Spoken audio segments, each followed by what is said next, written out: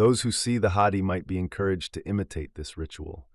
And indeed, he who calls to a type of guidance will earn rewards equal to the rewards of those who follow his lead, without decrease in their own rewards.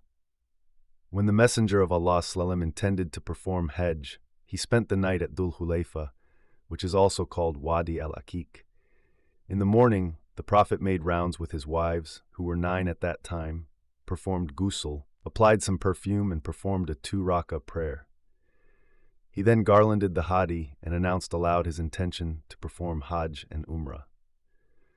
The Prophet's Hadi at the time consisted of plenty of camels, more than 60, and they were among the best animals, the healthiest and most physically acceptable, just as Allah's statement proclaims, ذَلِكَ وَمَنْ يُعَظِّمْ شَعَائِرَ اللَّهِ فَإِنَّهَا مِنْ تَقْوَى الْقُلُوبِ.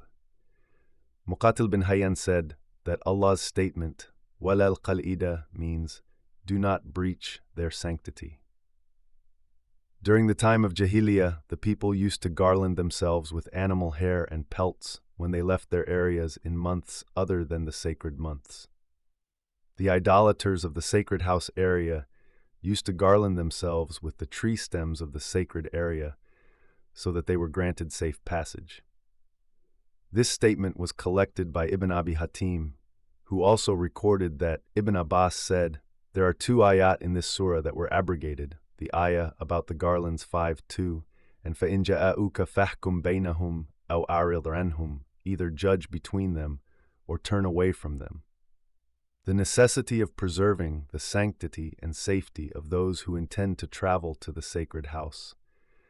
Allah said, وَلَا أَمِّينَ الْبَيْتَ الْحَرَامَ يَبْتَغُونَ فَضْلًا مِنْ رَبِّهِمْ وَرِضْوَانًا, seeking the bounty and good pleasure of their Lord.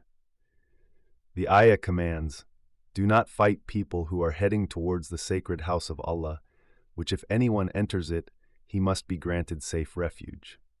Likewise, those who are heading towards the sacred house seeking the bounty and good pleasure of Allah must not be stopped, prevented, or frightened away from entering the sacred house.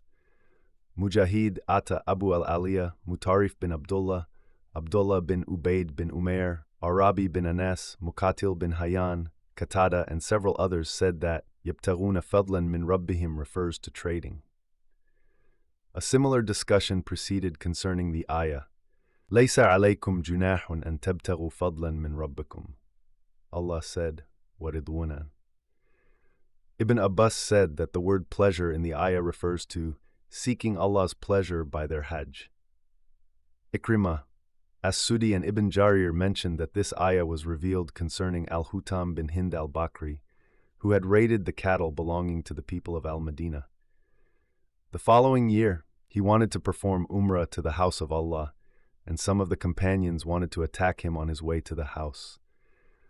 Allah revealed, وَلَا آمِينَ الْبَيْتَ الْحَرَامَ يَبْتَغُونَ فَضْلًا مِنْ رَبِّهِمْ وَرِضْوَانًا, seeking the bounty and good pleasure of their Lord. Hunting game is permissible after Ihram ends. Allah said, وَإِذَا حَلَلْتُمْ فَاصْطَدُوا. When you end your Ihram, it is permitted for you to hunt game, which was prohibited for you during Ihram. Although this ayah contains a command that takes effect after the end of a state of prohibition, the ayah in fact brings back the ruling that was previously in effect. If the previous ruling was an obligation, the new command will uphold that obligation, and such is the case with recommended and permissible matters. There are many ayat that deny that the ruling in such cases is always an obligation. Such is also the case against those who say that it is always merely allowed. What we mentioned here is the correct opinion that employs the available evidence, and Allah knows best.